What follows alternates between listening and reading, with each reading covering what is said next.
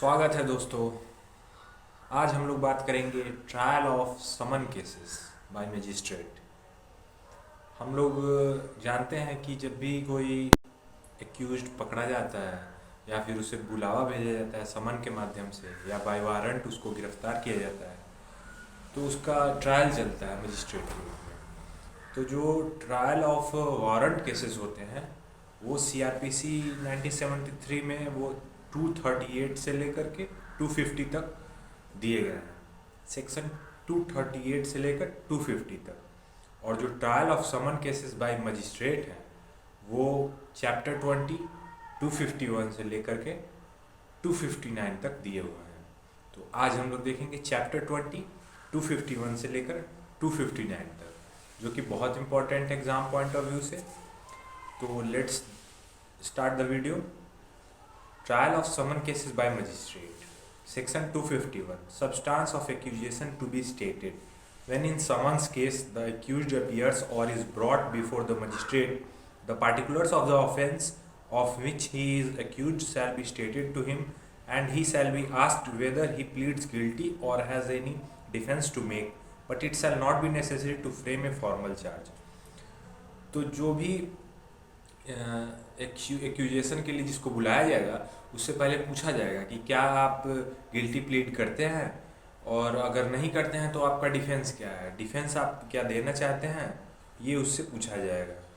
लेकिन ये ज़रूरी नहीं है कि उसे चार्ज उसके ऊपर आरोपित कर दिया जाए उसी दिन। But it shall not be necessary to frame a formal charge. Formal charge उस पर नहीं, ज़रूरी नहीं है कि उसी दिन लगा दिया जाए, बस उससे वो पूछा जाएगा। 251 में ये कहता है 252 conviction on plea of guilty.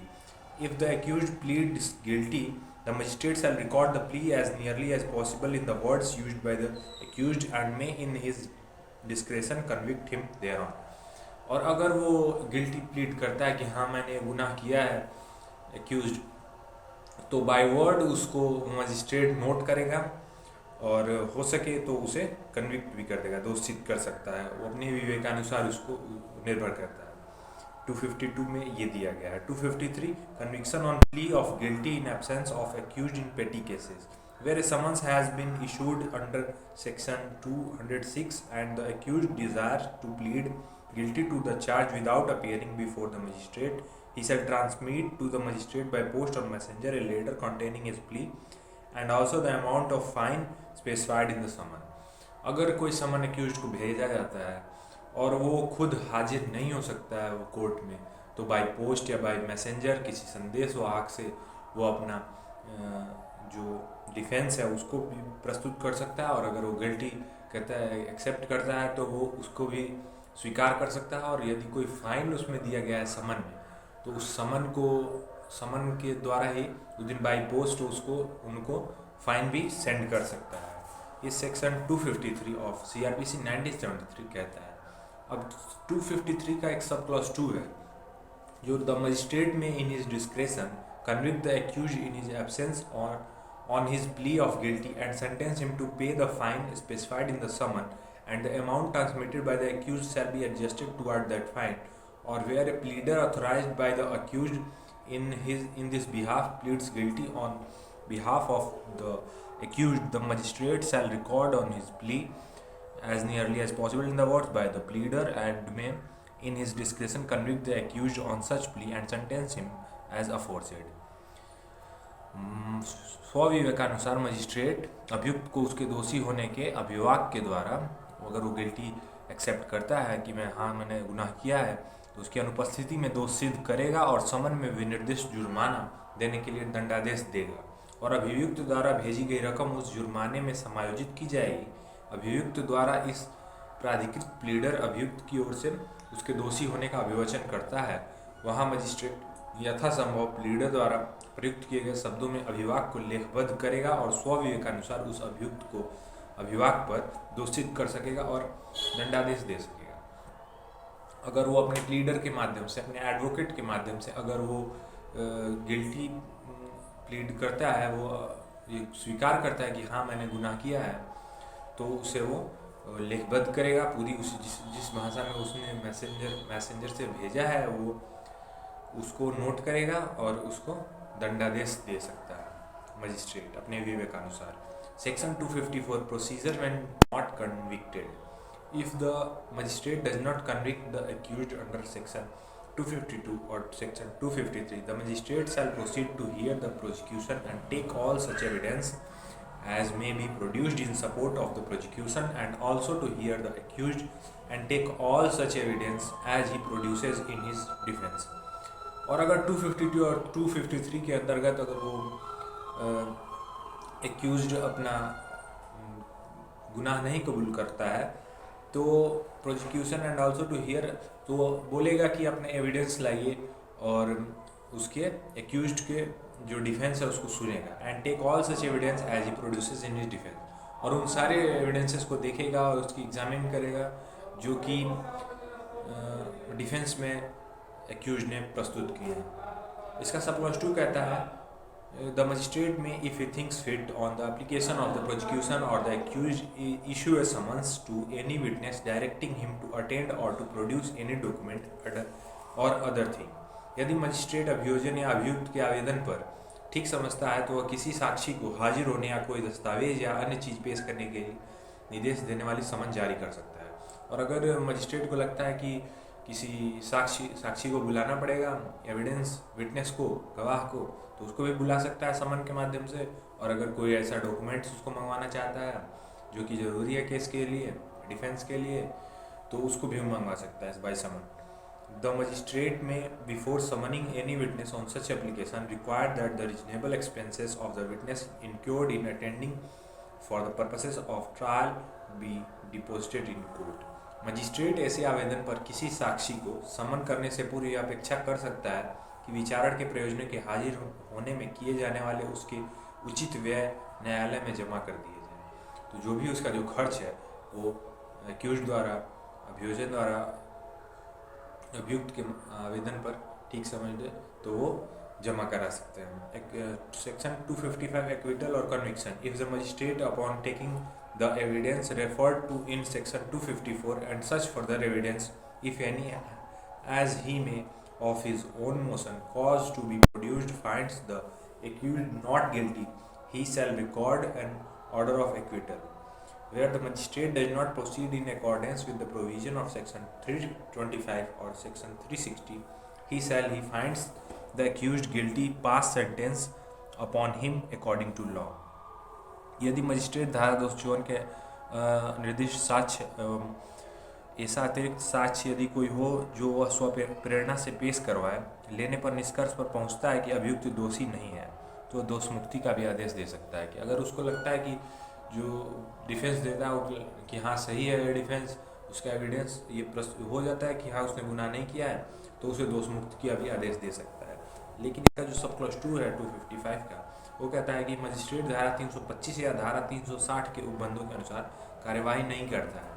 वहाँ यदि वह इस निष्कर्ष पर पहुँचता है कि अभियुक्त दोषी है तो वह विधि के अनुसार उसके बारे में दंडादेश दे सकेगा, मतलब वो दंड दे सकता है अगर उसको लगता है कि विधि के अनुसार उसने गुनाह किया है। इसका सब क्लॉज 3 कहता है ए मजिस्ट्रेट में अंडर सेक्शन 252 और section 255 convict the accused of any offence tribal under this chapter which from the facts admitted or proved he appears to have committed, whatever may be the nature of the complaint or summons, if the magistrate is satisfied that the accused should not be prejudiced thereby। और अगर 252 और 255 के अधीन अभियुक्त को ऐसा लगता है कि वो दोष मुक्त साबित हो जाता है, तो यदि मजिस्ट्रेट को समाधान हो जाता है तो उसे अभियुक्त पर कोई प्रतिकूल प्रभाव नहीं पड़ेगा। If the magistrate is satisfied that the accused would not be prejudiced thereby, अगर वो सेटिस्फाई हो जाते हैं तो उसके बाद वो प्रेजुडिस नहीं होगा वो जो एक्यूज्ड है। 256 नॉन अपेयरेंस और death of complainant. If the summon has been issued और कंप्लेंट,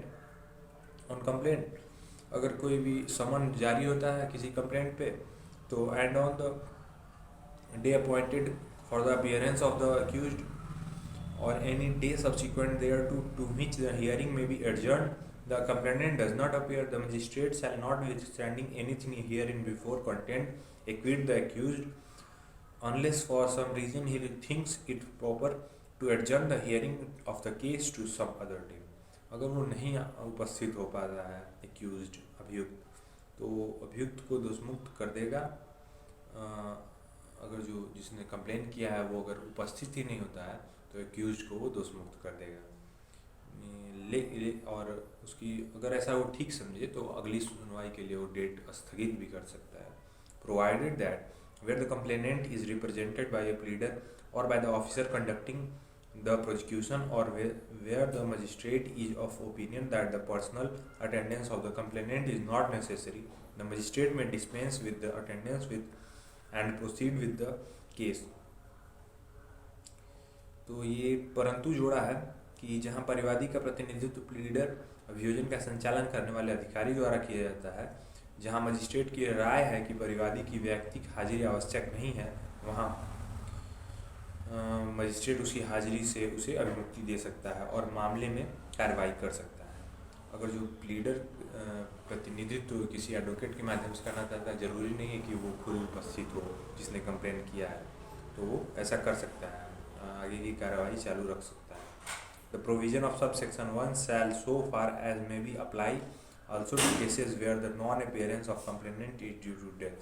धारा 1 के उपबंध जहाँ तक हो सके उन मामलों को भी लागू होंगे जिसमें परिवादी के हाजिर न होने का कारण उसकी मृत्यु है।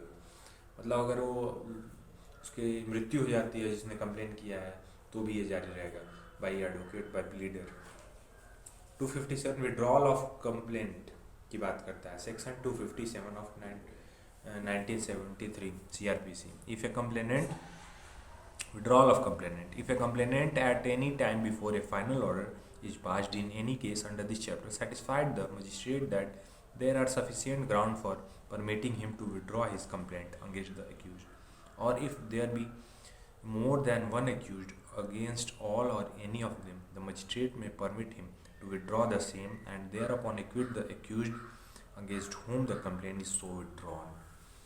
परिवाद को वापस ले सकता है, ये इसके में कहा गया है कि अगर उसको ऐसा जब तक वो फाइनल डिक्री आने से, जो फाइनल ऑर्डर आने से पहले अगर उसे लगता है मजिस्ट्रेट को कि सफिशिएंट ग्राउंड है कि उसे आदेश दिया जा सकता है कि वो विड्रा कर सके अपना कंप्लेंट को एक्यूज के अगेंस्ट जो किया गया है, तो वो ऐसा वो कर सकता है।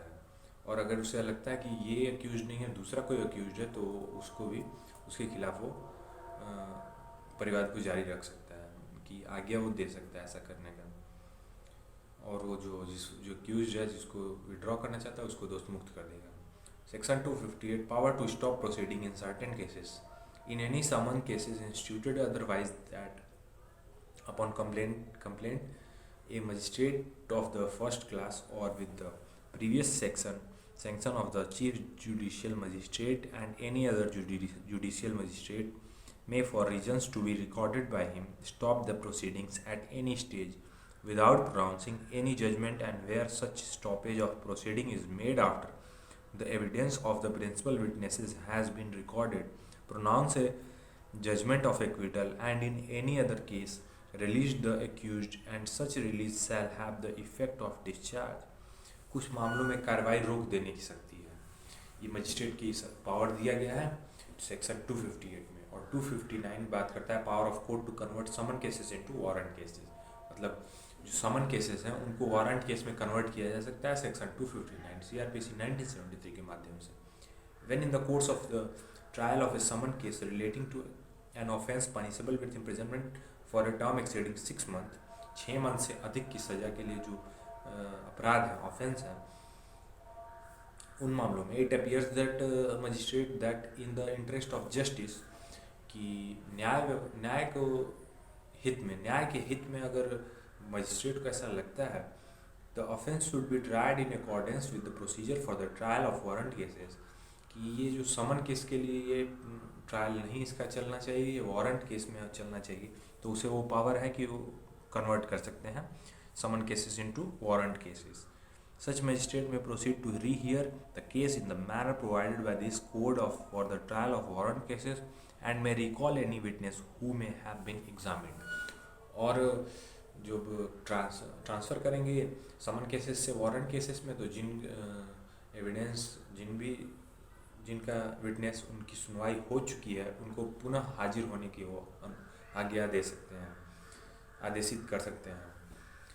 तो और पूरे केस की वो पुनः सुनवाई की जाएगी। तो ये टोटल हो गया trial of summon cases by magistrate section 251 से लेकर 259 तक हम लोगों ने पूरा कवर किया।